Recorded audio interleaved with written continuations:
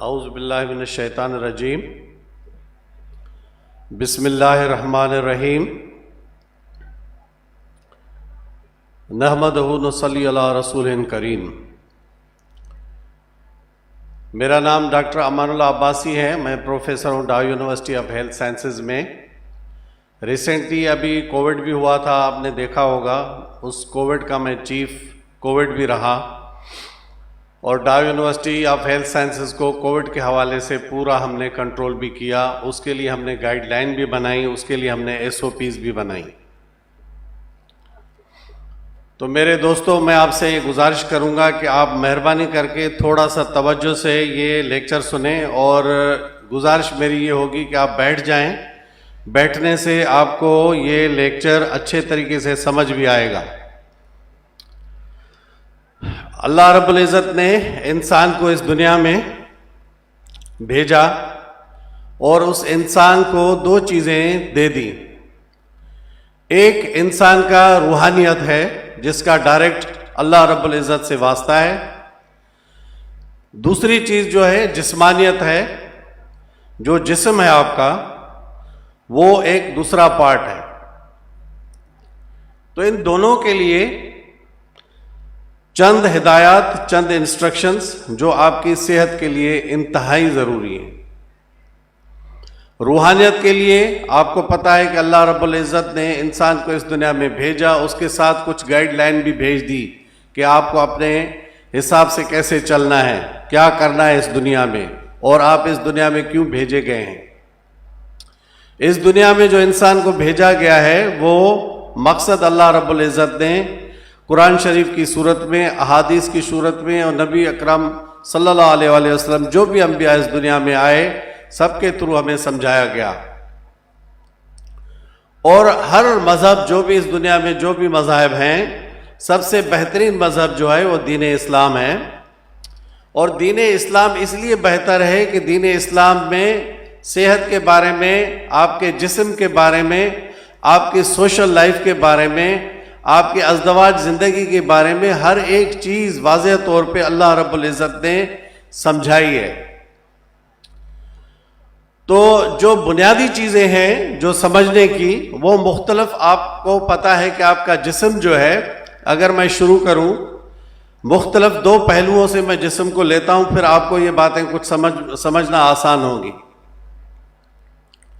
Number पहली बात, अगर मैं जिस्म को देखूं तो पहले नंबर पे स्किन है, यानी जिल्द है आपकी, चमड़ी जंहिंखे असां चवंदा आहियूं।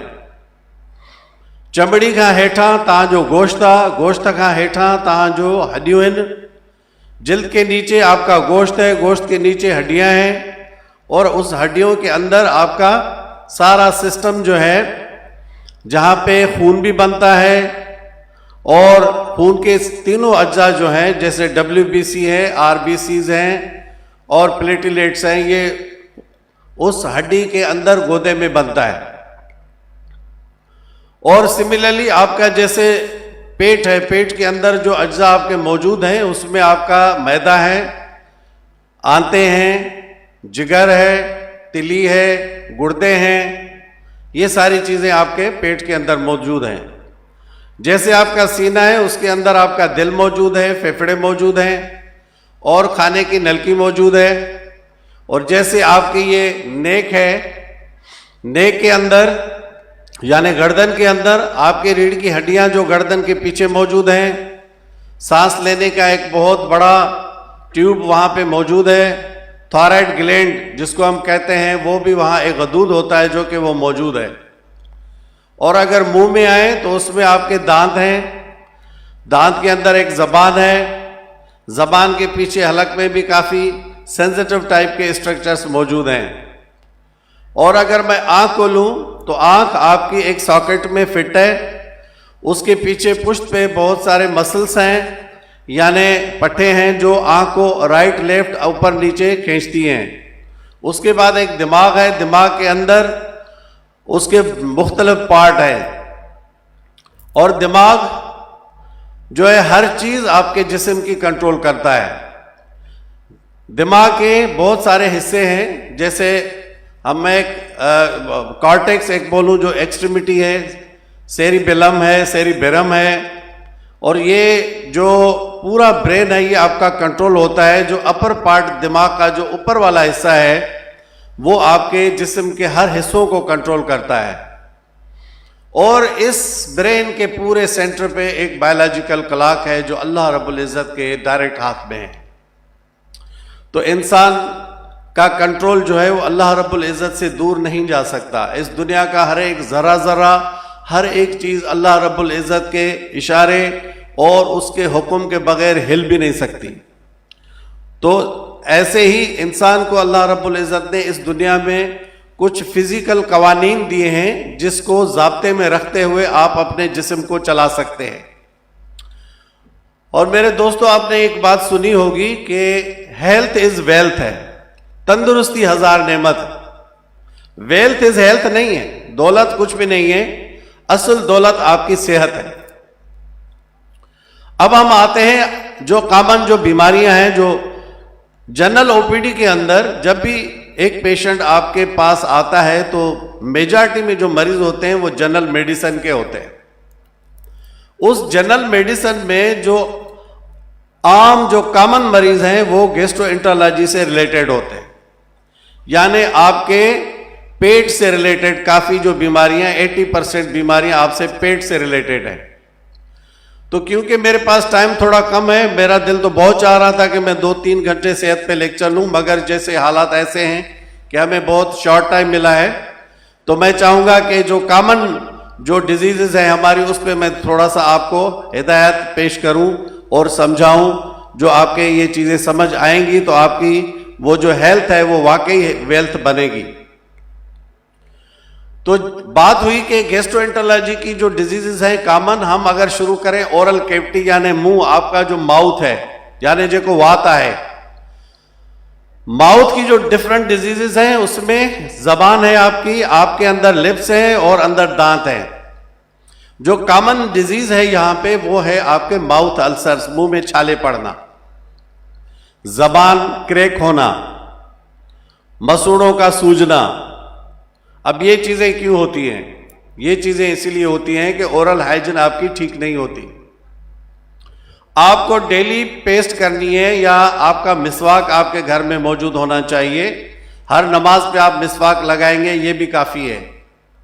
वैसे अमूमन ये है कि आप पेस्ट करें, सुबह उठते वक्त भी आपको पेस्ट करनी है, रात को सोते वक्त भी आपको पेस्ट करनी है।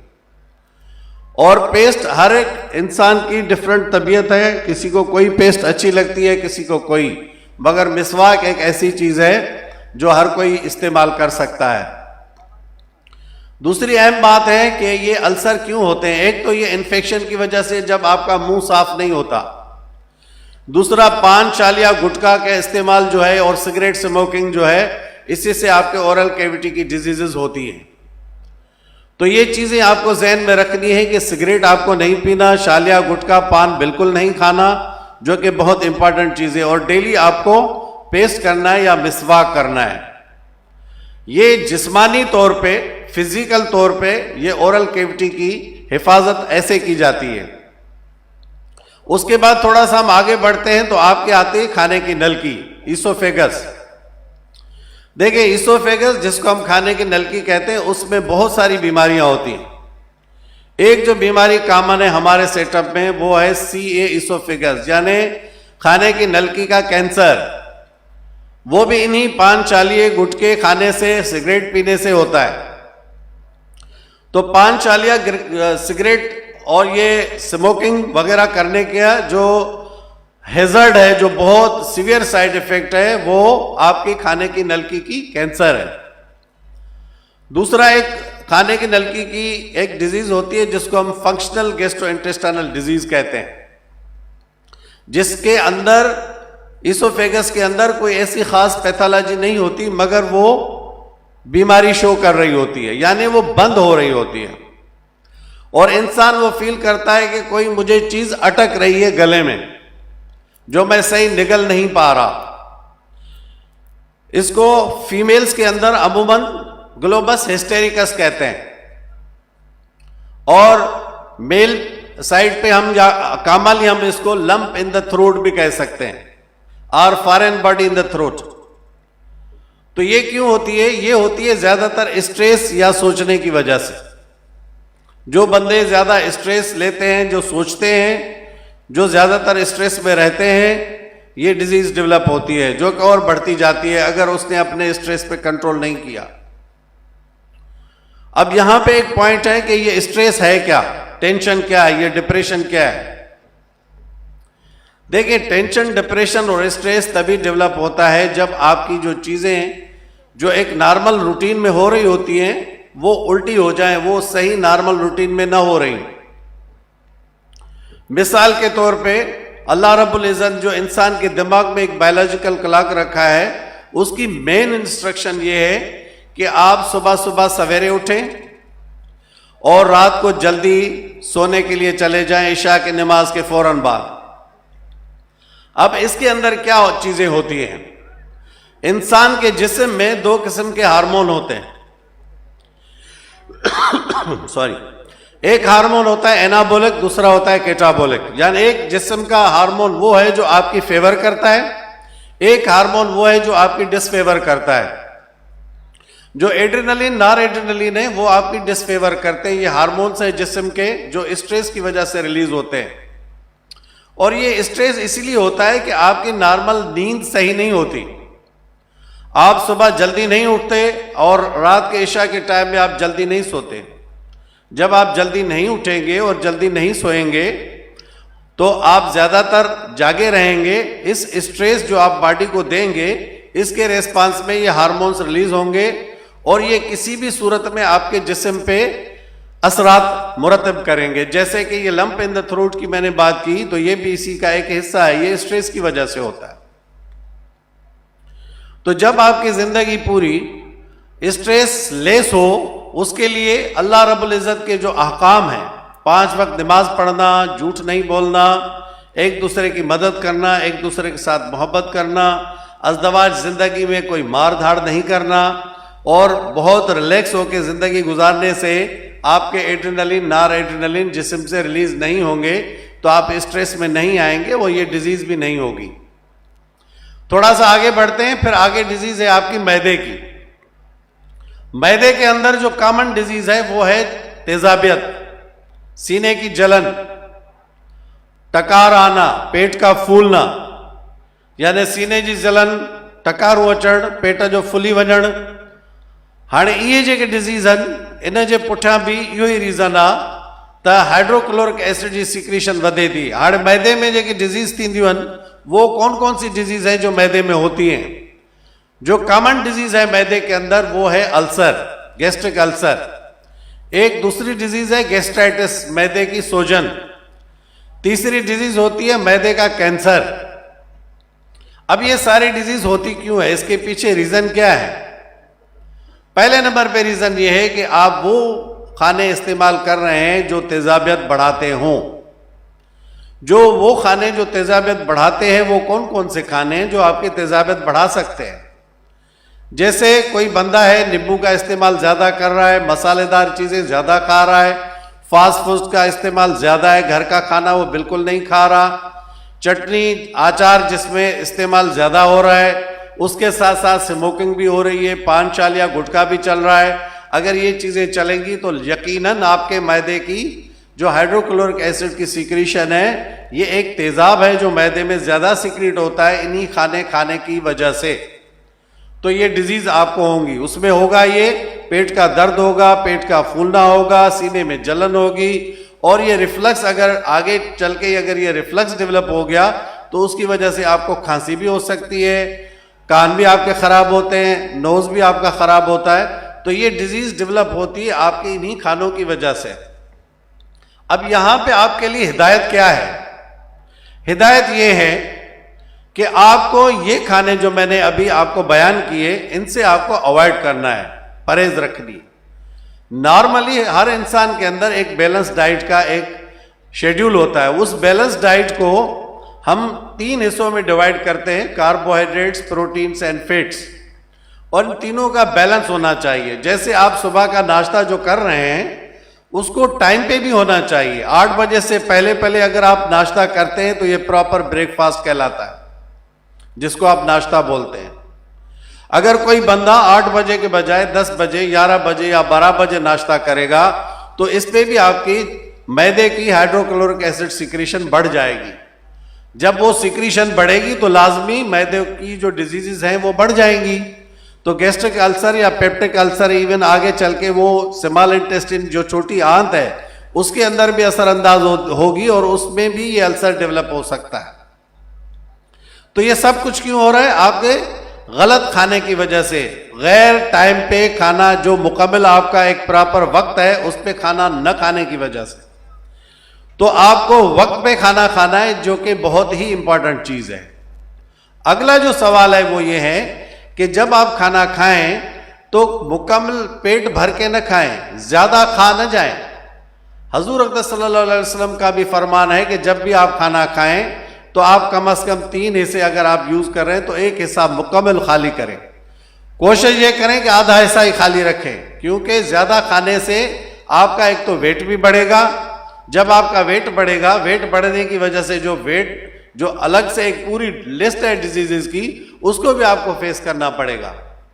एक इंसान का अगर वेट यानी वजन बढ़ेगा तो उसके पहले नंबर पे उसका घुटने खराब होंगे, दूसरे नंबर पे उसके अंदर कोलेस्ट्रॉल की लेवल जब बढ़ेगी तो उसकी दिल की बीमारियां शुरू होंगी, उसको आगे चल के फालिज भी होगा, उसका मैदा भी खराब रहेगा, उसको नॉर्मल रूटीन में चलने फिरने में, अपने रूटीन के काम करने में बड़े मसाइल होंगे। तो लिहाजा ये बहुत ज़रूरी है कि आप खाना कम खाएं, वो खाएं जितनी आपको ज़रूरत है। ज़्यादा खाना आपके सेहत के लिए इंतहाई नुकसानदेह है, बहुत डेंजरस है। आगे हम बात को बढ़ाते हैं कि जब आप इन चीज़ों, ये जो चीज़ें हो रही हैं, ये चीज़ें अगर आप रूटीन सीधी करेंगे तो ये इन चीज़ों से आप बच सकते हैं।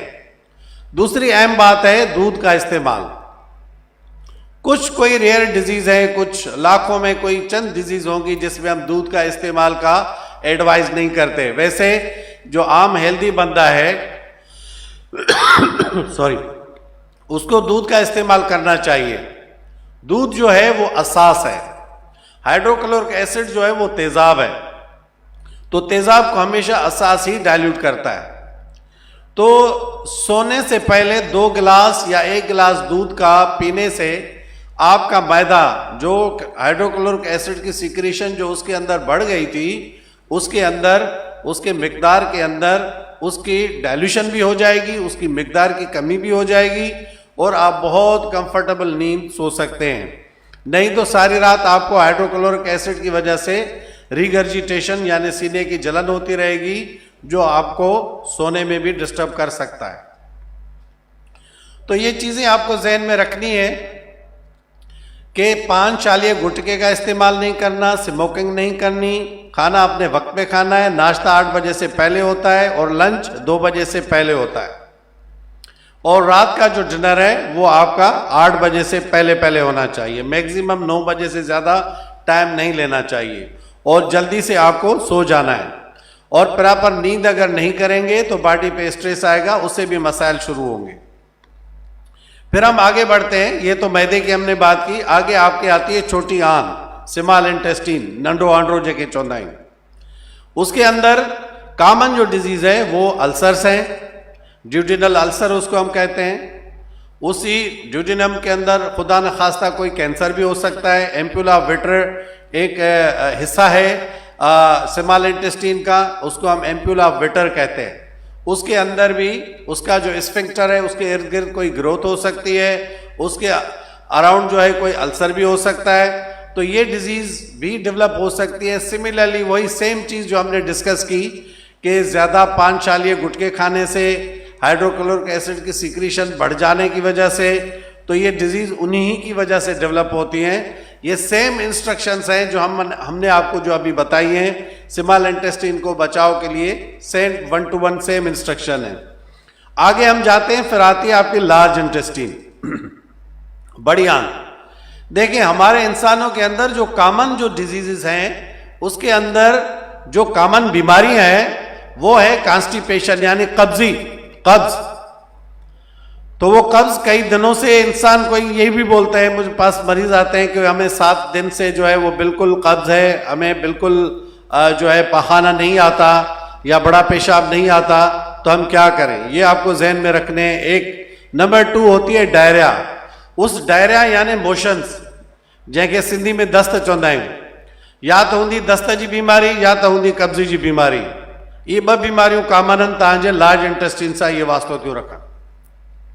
ऐं कॾहिं कॾहिं ब्लीडिंग PR यानी खून पाखाने में खून अचण जी जेकी बीमारी आहे उहा बि इन सां ई वास्तो रखे थी। ऐं अॻिते हली इहे जेके डिज़ीज़िस आहिनि इहे मोकनि जी सूरत में, बवासीर जी सूरत में इहे ज़ाहिर थींदियूं आहिनि। तो ये आगे चल के ये पाइल्स की सूरत में भी ये डेवलप हो सकती हैं। तो ये डिजीज़ जो है, ये कॉन्स्टिपेशन और ये डायरिया, ये आखिर होती क्यों है, इसके अंदर क्या रीज़न है, क्या लॉजिक है। मेडिकली अगर मैं देखूं तो बहुत सारे रीजंस हैं। एक जनरल पब्लिक को समझाने के लिए जो रीजन है वो नंबर 1 ये है कि आपका फाइबर डाइट का कोई इस्तेमाल नहीं है। फाइबर डाइट से मुराद है सलाद। आप जब भी कोई खाना खाते हैं तो आपको सलाद का इस्तेमाल करना पड़ेगा और करना चाहिए। सलाद से मुराद ये है कि जैसे ककम्बर है, जिसको हम बादरंग भी बोलते हैं, या मूली है, या टमाटर है, या प्याज है, इनका जब आप अपने खाने के साथ इनका इस्तेमाल फाइबर डाइट का नहीं करेंगे तो लाजमी फाइबर डाइट की कमी की वजह से आपकी लार्ज इंटेस्टाइन खुश्क पड़ेगी, उसके अंदर मोटिलिटी प्रॉब्लम होगी और आपको कॉन्स्टिपेशन की सूरत में ये फेस करनी पड़ेगी। तो कॉन्स्टिपेशन यानी कब्ज का जो अहम इलाज है वो है सलाद का खाना।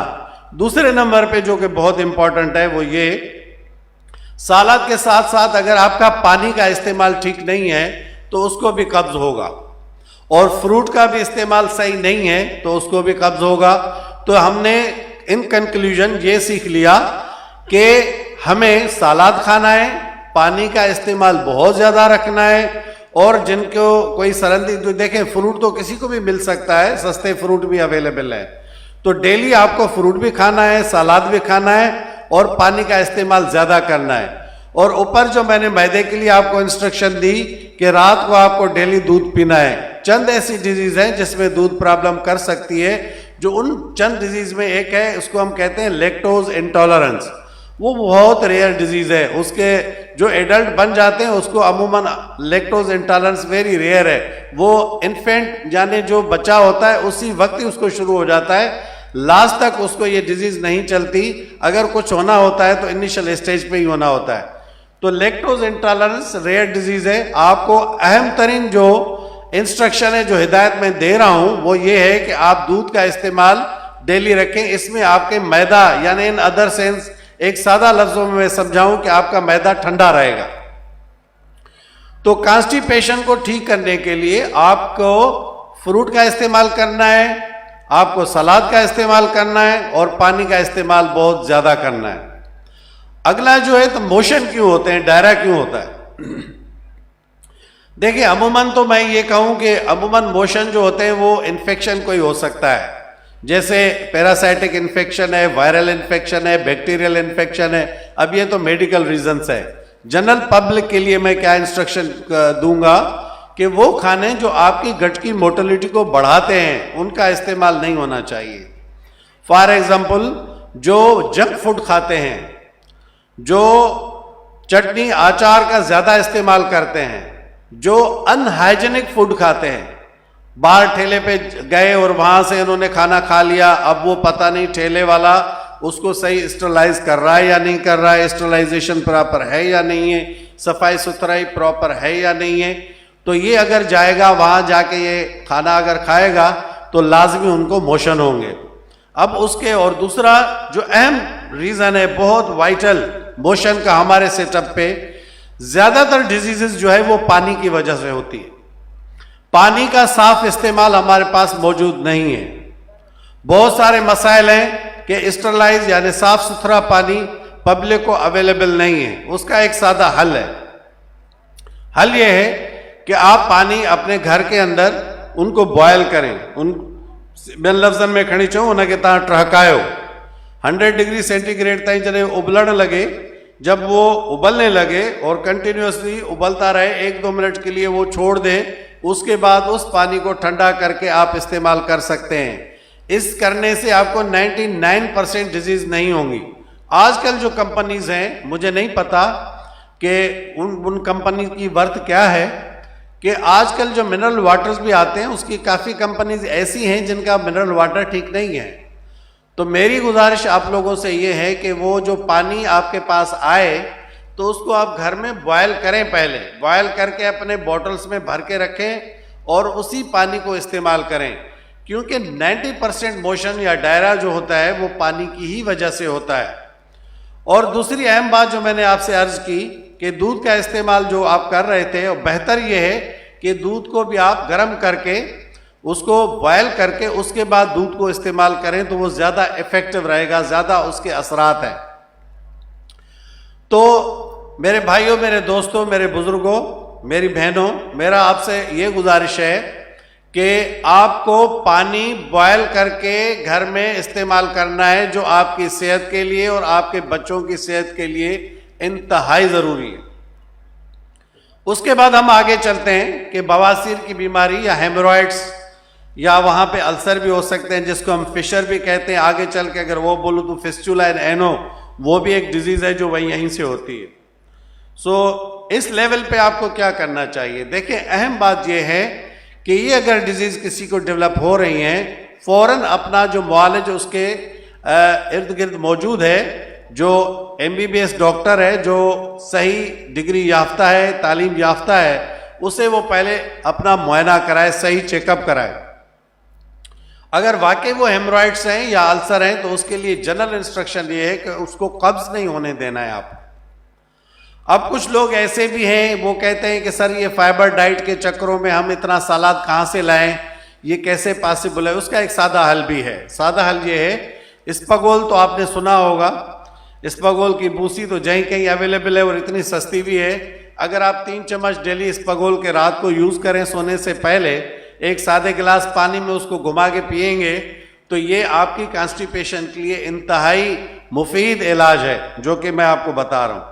बल्कि मेरा अर्ज आपसे ये है कि इसको अगर डेली रूटीन में यूज़ किया जाए तो आपके GIT की 90% डिजीज सिर्फ इस्पगोल के इस्तेमाल से, सिर्फ एक सादे पानी में उसको भिगो के रखने की ज़रूरत नहीं है।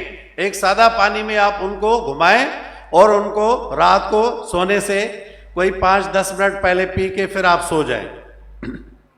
इससे आपको बहुत बेहतरीन फ़ायदा होगा। तो ये हमने बात की थी बवासीर की, कि जनरल इंस्ट्रक्शन उसकी सेम ही है कि आपको कब्ज नहीं होने देना, पानी का इस्तेमाल ज़्यादा करना है, फ्रूट का इस्तेमाल ज़्यादा करना है।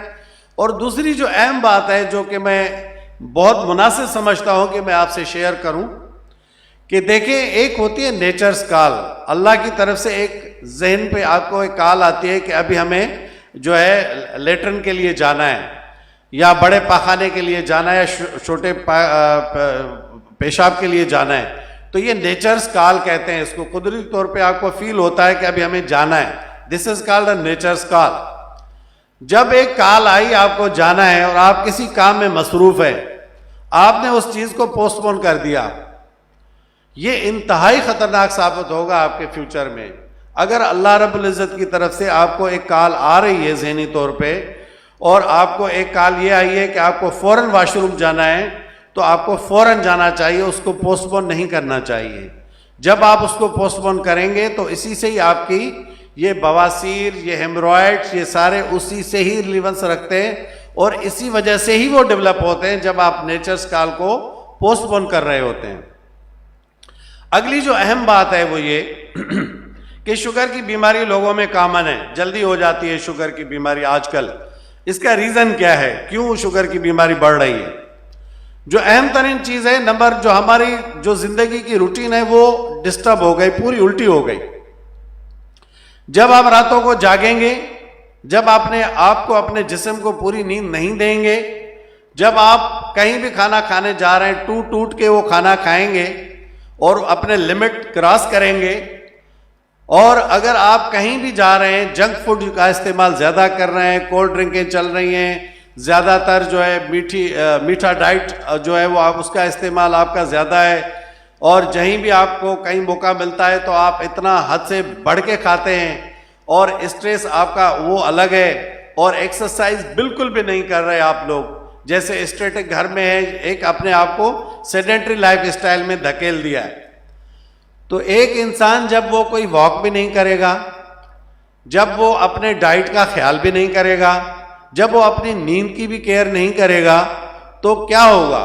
बॉडी पे स्ट्रेस आएगा, एड्रेनलिन नॉर एड्रेनलिन की सिक्रीशंस बढ़ जाएंगी और ये दोनों हार्मोन्स आपके पैंक्रियाज, जिसको हम लवलबा कहते हैं, उस पे आके असर करेंगी, उसको बर्न कर देंगे, उनको जला देंगी। उसके जलाने की सूरत में डायबिटीज शुरू हो जाएगी। तो देखें, डायबिटीज का बचाव भी आपके हाथ में है और हजूर अक़दस सल्लल्लाहु अलैहि वसल्लम ने हमें क्लियर समझा दिया है कि आपको पेट भर के कतई नहीं खाना। और सहाबा कराम को हजूर अक़दस सल्लल्लाहु अलैहि वसल्लम हमेशा इंस्ट्रक्शन हिदायत देते थे कि आप तेजी तेजी कदम लेके आप चला करो। ये उनको इंस्ट्रक्शन थी एक्सरसाइज के लिए। उसके अलावा जंगों से पहले वो जंगों की तैयारी भी करते थे, मगर आम रूटीन में वो सहाबा कराम एक्सरसाइज भी करते थे। तो एक्सरसाइज जो है, थोड़ी सी अगर मैं डिफाइन करूं कि एक्सरसाइज क्या है, कैसे हमें करनी चाहिए, क्या होना चाहिए। देखिए, पहली बात यह है कि मेल के अंदर जो आइडियल वेट है वो है 72 kg। 70 to 72 kg मेल का ये वजन होना चाहिए, यानी मर्द हजरात का। और लगभग कोई 55 to 65 एक बड़ी रेंज है जो फीमेल का वजन होना चाहिए, एक औरत का, एक खातून का। एक बंदा है जिसका वेट 80 kg है, अब मैं उसको एक्सरसाइज एडवाइस कर रहा हूं कि भाई डेली उठो, सुबह को आप वॉक करो। जैसे देखिए, एक होती है नॉर्मल वेट इंसान का हो और उसकी वॉक क्या है, और एक इंसान ओवर वेट है और उसकी वॉक क्या है, और एक इंसान अंडर वेट है उसकी वॉक क्या है। ये तीनों आपको समझने की जरूरत है। जो बंदा जिसका वेट ज्यादा है उसको पहले तो वेट रिड्यूस करना पड़ेगा। अब वेट रिड्यूस कैसे होगा, वजन कैसे आप कम करेंगे? देखिए, वजन का ताल्लुक दो चीजों से होता है। डायरेक्ट जो चीज है वो आपका खाना है, और इनडायरेक्ट जो चीज है वो आपकी एक्सरसाइज है। डायरेक्ट जो चीज है, पहले तो आप खाने पे कंट्रोल करें। और खाने पे कंट्रोल से मुराद क्या है? जैसे कि एक बंदा सुबह नाश्ते में एक रोटी खाता है, एक बंदा 80 किलो का मेरे पास आया है, उसको मैं ये बोल रहा हूं कि भाई आपको वजन कम करना है। अब मैं उनको जो इंस्ट्रक्शन दूंगा वो ये होगी, नंबर 1 कि भाई आप जो भी खाना खा रहे हैं, फॉर एग्जाम्पल अगर आप सुबह को नाश्ते में एक रोटी खा रहे हैं तो उसको आधा कर दें। दोपहर में अगर आप 2 रोटी खा रहे हैं तो उसको 1 कर दें, और रात को अगर आप 2 रोटी खा रहे हैं तो उसको 1 कर दें। तो इसका मतलब ये हुआ कि मैं उसको ये एडवाइस दे रहा हूं कि 50% पहले तो अपना खाना रिड्यूस करो, क्योंकि वेट इसलिए आपका बढ़ रहा है, जो आपकी नॉर्मल बॉडी की रिक्वायरमेंट है उसे आप डबल खा रहे हो। जब एक इंसान अपनी नॉर्मल रूटीन जो उसकी बॉडी को जरूरत है उससे ज्यादा, अगर ये इसका मिसाल मैं एक सिंपल ऐसे भी देता हूं कि एक गिलास है, एक गिलास में पानी भर गया, अब आप ऊपर पानी डालते जाएंगे तो वो तो पानी गिरेगा। तो हमारे जिस्म में क्या होता है, जब आपका जो रिक्वायरमेंट है जब वो पूरी हो गई तो वो फिर बाहर निकलता है पानी की तरह, फिर इंसान का पेट बढ़ना शुरू करता है। शुरुआत पहले पेट से होती है, पहले पेट बढ़ेगा, फिर आपकी लेग्स बढ़ेंगी, उसके बाद आपका पूरा चेस्ट बढ़ेगा, और आखिर में ये भी नतीजा निकलेगा कि पूरी डिसफिगर हो जाएगा इंसान। पूरा इंसान का जिस्मात जो एक लुक आएगी, एक बिल्कुल जिसको बेडोली सी लुक कहते हैं, वो हो जाएगा इंसान। स्मार्टनेस भी उसकी खत्म हो जाएगी। तो स्मार्टनेस तो एक सेकेंडरी फैक्टर है, प्राइमरी उसकी हेल्थ कंप्रोमाइज होगी, तो उसको बीमारियां शुरू हो जाएंगी। उसको शुगर की बीमारी, ब्लड प्रेशर की बीमारी, खुदा न खास्ता फालज, हार्ट अटैक, ये सारी चीजें यहीं से डेवलप होंगी। तो ये आपको उनको स्पेशली वेट रिडक्शन की इंस्ट्रक्शन देनी है। अगली एक बात मैं आपको जो इंतहाई माजरत के साथ समझा रहा हूं वो ये है कि हमने इसी वेट रिडक्शन में एक बहुत बड़ी स्टडी करी। कोई 3 से 4 हजार हमने लोग लिए। आप यकीन करें 3-4 हजार लोग अपने वेट को रिडक्शन करने में बहुत जबरदस्त कामयाब हो गए। उसका वेट रिड्यूस भी हो गया, मगर अगले 3 साल में उनका वेट फिर डबल हो गया। क्यों? कि उन्होंने दोबारा खाना शुरू कर दिया पहले से भी ज्यादा। देखें, ये जो खाना है इस्तकामत, यहां एक वर्ड आता है इस्तकामत। आपको इस्तकामत करना इंतहाई जरूरी है।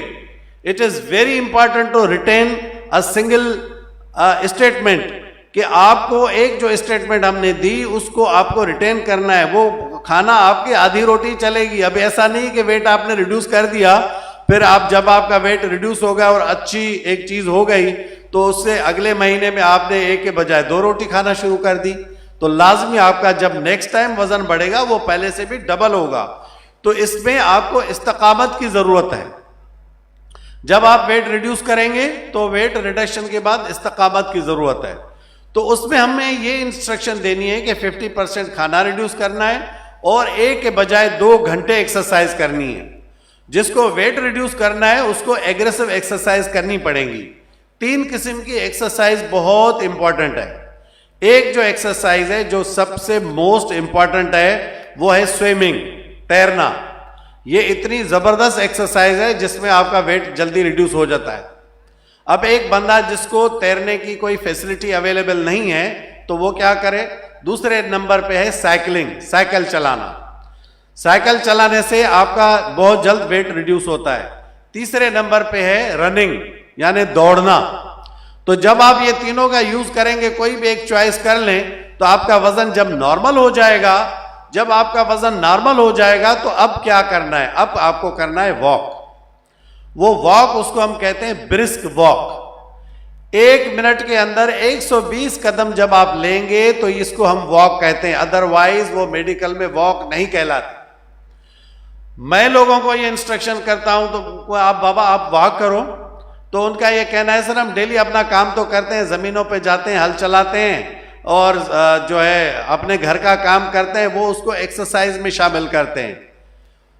खुदारा ये एक्सरसाइज में नहीं आता। प्लीज ये एक्सरसाइज में इसलिए नहीं आता कि आपके नॉर्मल रूटीन लाइफ के वर्स हैं, ये एक्सरसाइज में शामिल नहीं है। एक्सरसाइज की डेफिनेशन ही वॉक की शुरू होती है 120 कदम आपको लेने 1 मिनट के अंदर। आप यकीन जाने आप जल्दी से 120 मिनट 1 मिनट में नहीं ले पाएंगे। उसके लिए आपको मेहनत करनी पड़ेगी। पहले आपको पूरा जो है वर्कअप करना पड़ेगा। पूरा आपको इस रूटीन में आने के लिए मेहनत करनी पड़ेगी। पहले आप इसको रूटीन में लाएंगे तो उसके बाद 120 कदम आप 1 मिनट में शुरू करेंगे। अगर आप ये वॉक 30 मिनट डेली करते हैं तो आपको डेली करना पड़ेगा, कोई दिन खाली नहीं छोड़ना। और ये मैं उनके लिए बता रहा हूं जिनका वेट अब नॉर्मल हो गया है, 72 या 70 केजी हो गया है, और फीमेल्स में अगर 60 या 55 केजी हो गया है, तो उसको डेली वॉक करना है। 120 कदम लेने हैं, 30 मिनट तक डेली, पूरा हफ्ते का हफ्ता चलना है, यानी पीर से लेकर यानी मंडे टू मंडे। अगर 45 मिनट उसने अपनी एक्सरसाइज बढ़ा दी तो 2 दिन की छुट्टी हो सकती है। सैटरडे एंड संडे वो छुट्टी कर सकता है। उसका वेट भी नॉर्मल हो, 120 कदम 1 मिनट में ले, 45 मिनट अगर डेली एक्सरसाइज करता है तो 5 दिन हफ्ते में वो एक्सरसाइज करे, 2 दिन की छुट्टी सैटरडे और संडे की वो कर सकता है। ये जहन में रखें। अब अगली बात है कि कोई अगर अंडरवेट है तो उसका क्या करना है। पहले जो अंडरवेट है, अंडरवेट का मतलब अगर उसका वजन 34, 35, 36 किलो है, अंडरवेट है, तो उसका क्या करना है। उसके लिए पहली बुनियादी बात यह है कि उसको हमें यह देखना पड़ेगा कि ये अंडरवेट है क्यों। कोई बीमारी होगी जिसकी वजह से वो अंडरवेट होगा, या उस बेचारे को खाना सही नहीं मिलता होगा। पहले तो हमें उसके खाने की केयर करनी है, उसकी प्रोटीन डाइट, फैट डाइट और कार्बोहाइड्रेट डाइट बढ़ानी है, और देखना है कि उसका वजन क्यों नहीं बढ़ा हुआ। कहीं अंडरलाइंग उसको कोई शुगर की बीमारी तो नहीं है, कहीं अंडरलाइंग उसको एक सीलिएक डिजीज हम कहते हैं, वो गंदम से एलर्जी वाली बीमारी जिसको हम सीलिएक डिजीज कहते हैं, कहीं वो तो नहीं है। तीसरे नंबर पे हाइपरथायराइडिज्म, हाइपरथायराइडिज्म गदूद की बीमारी, अगर वो तो नहीं है, ये हमें उनके लिए हमें देखना पड़ेगा कि ये बीमारियां तो नहीं है। अगर ये बीमारियां हैं तो पहले उनका इलाज करना पड़ेगा, उसका वेट पहले हमें नॉर्मल करना पड़ेगा, उसके बाद उसको हम एक्सरसाइज के लिए एडवाइज करेंगे। अदरवाइज हम उसको ब्रिस्क एक्सरसाइज एडवाइज नहीं कर सकते, उसको हम सिंपल वॉक के लिए बोलेंगे जो कि 20 मिनट्स या 30 मिनट्स की होगी। उसमें 120 कदम लेने की इसको जरूरत नहीं है जब तक कि उसका वेट अपने नॉर्मल लेवल पे ना आ जाए। तो ये एक्सरसाइज जो है ये आप लोगों को बचाती है, और डाइट जो है ये आप लोगों को बचाता है शुगर से। एक बंदा जिसको शुगर हो गई है तो उसको क्या इंस्ट्रक्शन हैं उसके लिए। मैंने जो पहले बताया कि शुगर हो ही ना, उसके लिए इंस्ट्रक्शंस क्या क्या मैंने बताई। नंबर पहले मैंने ये बताया कि अपने वक्त पे सोएं, वक्त पे उठें। नंबर 2 मैंने ये बताया कि आप अपने डाइट का ख्याल रखें, टूट के कहीं ना खाएं, एक हिस्सा या मैक्सिमम 2 हिस्से छोड़ दें। तीसरा मैंने ये कहा कि आपके सलाद वगैरह का इस्तेमाल बिल्कुल ठीक होना चाहिए। चौथा मैंने ये कहा कि आपका जो एक्सरसाइज है वो बिल्कुल परफेक्ट होनी चाहिए। अगर आप ओवरवेट हैं तो वेट को कंट्रोल करें। इससे जो इंस्ट्रक्शन शुगर को बचाने के लिए मैं बता रहा हूं, वही इंस्ट्रक्शन आपके ब्लड प्रेशर के लिए भी हैं। तो ब्लड प्रेशर भी, अगर एक बंदा 1 किलो अगर वजन कम करेगा तो कम से कम 10 मिलीमीटर ऑफ मरकरी उसका ब्लड प्रेशर डाउन हो सकता है। तो आप पहले तो कोशिश करें कि ब्लड प्रेशर और शुगर से बचने के लिए अपना वजन कम करें और डेली अपने रूटीन के अंदर एक्सरसाइज को लेके आ जाएं। अब एक बंदे को शुगर ऑलरेडी हो गई है तो उसको क्या करना है? देखिए, आपको 3 चीजें मैंने फिर भी समझानी है। वही पहले नंबर पे अब फौरन जो है ये चले जाते हैं डॉक्टर के पास, डॉक्टर साहब शुगर हो गई है, अब हमें क्या करना है? और वो जोर देते हैं दवाइयों पे, या तो हम इंसुलिन पे ले आए या तो हम शुगर की दवाइयां खिलाएं। मगर इससे पहले 2 इंस्ट्रक्शंस हैं, वही डाइट एंड एक्सरसाइज। शुगर की दवाई खाने से पहले ये 2 चीजें अगर आपने नहीं की हैं तो वो दवाई खिलवाना ही बेकार है मरीज को। तो पहले नंबर पे आप अपने डाइट को कंट्रोल करें, दूसरे नंबर पे आप अपनी एक्सरसाइज रूटीन में लाएं। ये शुगर के ट्रीटमेंट का भी एक कंपोनेंट है, शुगर के बचाव का भी एक कंपोनेंट है और उसको ट्रीटमेंट करने का भी यही एक कंपोनेंट है जो कि बहुत इंपॉर्टेंट है। अगली जो हमारे पास जो कॉमन डिजीज है वो ये है कि ये कानों की बीमारी, ये जो वैक्स रूटीन में भर जाता है, इसका क्या रीजन है? कान जो है वो डिम हो जाते हैं, आवाज सुनाई नहीं देती। देखिए, जो ओल्ड एज पर्सन है, जो जिनकी उम्र ज्यादा है, जो उम्र रसीदा लोग हैं, 60 से ऊपर हैं, उनकी कानों की बीमारियां अलग हो सकती हैं। मगर आम जो यंग ग्रुप है हमारा, उसके अंदर अमूमन ये वैक्स आ जाती है। वो जो कॉटन वाली आपको मिलती है, हल्के तरीके से आपको कम से कम रूटीन में हफ्ते में 1 बार अपने कान साफ करने चाहिए। जब आप बाथ के लिए जाएं, नहाने के लिए जाएं, तो छोटी सी रुई दोनों कानों में आप लगा के फिर आप नहाएं तो आपके कानों की बीमारी इससे बेहतर हो जाएगी। जल्द की बीमारियां इसलिए होती हैं कि आप नहाते नहीं है अपने परफेक्ट टाइम पे। हर इंसान को कम से कम डेली जो है वो बाथ लेना चाहिए, सुबह में ले या शाम में ले, बाथ लेना इंतहाई जरूरी है। और साफ सुथरे टॉवल से अपने जो आपकी बॉडी है उसको साफ करना चाहिए, इसमें स्किन की डिजीज नहीं होंगी। और जब कोल्ड सीजन होती है तो आप अपने जिस्म को ऑयलिंग करें, उनको ऑयल लगाएं। जब आप हॉट सीजन में होते हैं तो 2 किस्म के जो है ना क्रीम्स आती हैं। एक होती है ड्राई क्रीम, दूसरी होती है कोल्ड क्रीम। 2 किस्म की क्रीम्स हैं, दोनों का इस्तेमाल दोनों सीजन्स में होना चाहिए। अगर आपके पास क्रीम अवेलेबल नहीं है तो घर में सरसों का तेल तो अवेलेबल है, जो कि कोल्ड सीजन में यूज किया जा सकता है। और ड्राई सीजन के अंदर आपके खोपरे का तो जो तेल है वो इस्तेमाल हो सकता है, तो वो आपको ड्राई रखेगा। अगर आप गर्मियों की मौसम में देखें, ऑयलिंग करना आपके जिस्म को इंतहाई ज़रूरी है, नहीं तो आपको स्किन की डिजीज़ शुरू हो जाएंगी। और वो डिजीज़ जो है एक दफ़ा शुरू हुई स्किन डिजीज़ तो वो लाइफ टाइम रहती है, वो आपको बार बार गोलियां खाते ही रहना पड़ेगा।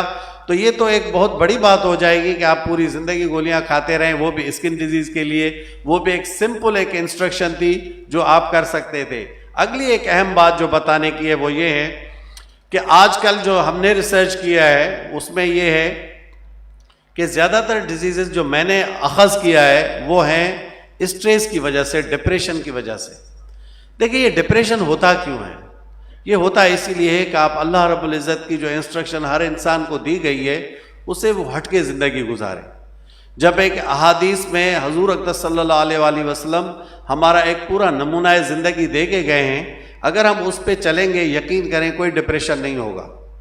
उससे मेरा मकसद कहने का ये है कि हुज़ूर अक़दस सल्लल्लाहु अलैहि वसल्लम की पूरी सवाए ज़िंदगी, अज़दवाज ज़िंदगी, सोशल ज़िंदगी, हर लिहाज से हुज़ूर की ज़िंदगी, आप अब सीरत नबी सल्लल्लाहु अलैहि वसल्लम का पूरे किताब जो है वो पढ़ें, बार बार पढ़ें। उसके अंदर अहम जो चीज़ है जो मैंने देखा है, जो इंसान की आयली ज़िंदगी है, डिप्रेशन वहीं से ही स्टार्ट होती है, जो हमने रिसर्च की है। वो घर की रूटीन की लाइफ है, अपने अज़दवाज की ज़िंदगी है। घर में एक बाप है, उसके बेटियां हैं, उसके बेटे हैं, उसकी घरवाली है। देखें, घरवाली के साथ अगर उसका तकरार हो, बच्चों के साथ उसका तकरार हो, तो यहीं से डिप्रेशन शुरू होता है। तो मेरा कहने का मकसद ये है कि वो उसको हमेशा नरम मिजाज होना चाहिए। अपने जो अज़दवाज उसके साथ रहती हैं, उनके साथ एक मुखलस ज़िंदगी मतलब करनी चाहिए, उनका ख्याल रखना चाहिए, उनको जो है उनका साथ देना चाहिए। ऐसा हरगिज़ नहीं है जो एक हमारे रूटीन में कहते हैं कि डंडा लगाओ और ये करो वो, ये बिल्कुल गलत है। और ये हल्का फुल्का समझाना इस्लाम में है, और हल्का एक टच करके उसको समझाना ये इस्लाम में है, मगर डंडा उठा के मारना ये इस्लाम में नहीं है। उनको आप प्यार मोहब्बत से समझाएं, प्यार मोहब्बत से सारे मसले हल हो जाते हैं, पूरी ज़िंदगी आपकी सीधी हो सकती है। और दूसरी बात यह है कि हुज़ूर सल्लल्लाहु अलैहि वसल्लम अपने जो अज़दवाज हैं उनकी मदद भी फरमाते थे, उनके काम भी करवाते थे।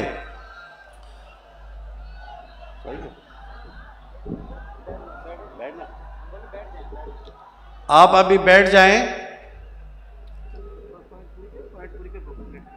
हाँ, बस पूरी तक है।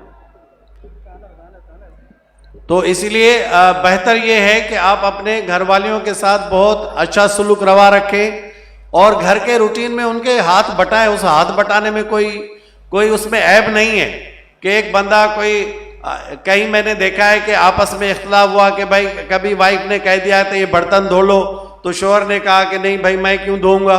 तो ये चीज़ें छोटी हैं मगर हैं बहुत इंपॉर्टेंट। स्ट्रेस यहीं से डेवलप होता है जो कि बढ़ता जाता है। एक इंसान की अगर रूटीन की ज़िंदगी ठीक नहीं है तो स्ट्रेस आएगा और वो डिप्रेशन में जा सकता है। तो अगर आपको डिप्रेशन से बचना है तो आप अपने जिस्म के अंदर नरम मिजाजी लाएं, और अपनी रूटीन लाइफ के अंदर कोई गुस्सा करना और खामखा फजूल की स्ट्रेस करना छोड़ दें, क्योंकि सारी बीमारियां इन्हीं से जड़ पकड़ती हैं। आपका बहुत बहुत शुक्रिया।